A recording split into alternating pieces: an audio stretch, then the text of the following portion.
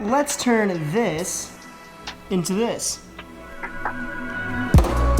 It doesn't get more classic than this, folks. Today we're making matzo ball soup. That's just some fennel. We're gonna cut the bulb off and reserve those fronds for garnish. Then I'm gonna start a chicken stock with a whole chicken, a bunch of aromats, some garlic, peppercorns, thyme, fill that with water, set it on the hob and let it simmer away for about an hour. To make matzo balls, we need matzo meal, which is just ground up matzo, so grind it up in a food processor until it's the consistency of sand. The secret to ultra-floofy matzo balls are egg whites.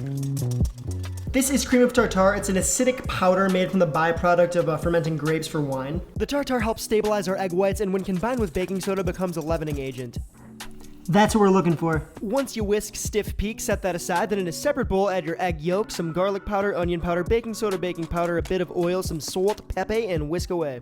Grate in a onion, pour in your matzo meal, and whisk away until everything gets hydrated. Now, gently fold in that matzo meal mixture into the egg whites, making sure not to collapse those egg whites that we just spent all that time whisking up. After an hour, hour and a half, our light chicken broth should be ready to rock, so I'm just going to remove the chicken, let it cool off completely, then strain the vegetables off, leaving us with the liquid.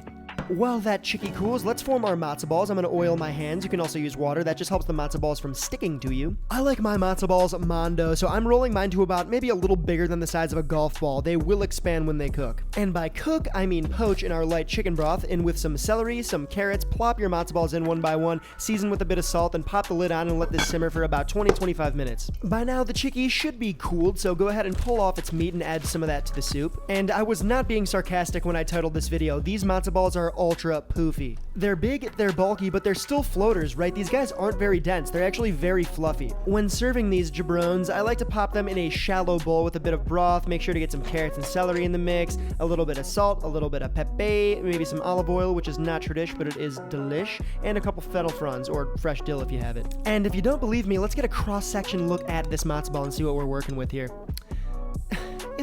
Isn't she just marvelous? If you're not going to eat these matzo balls right away, make sure to keep them in a container separate from the broth, which will make sure they don't fall apart on you.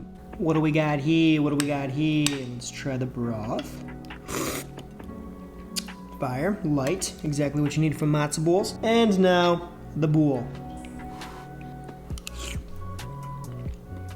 I know it's super lame to be like, it's so good when you're talking about your own food on camera, but,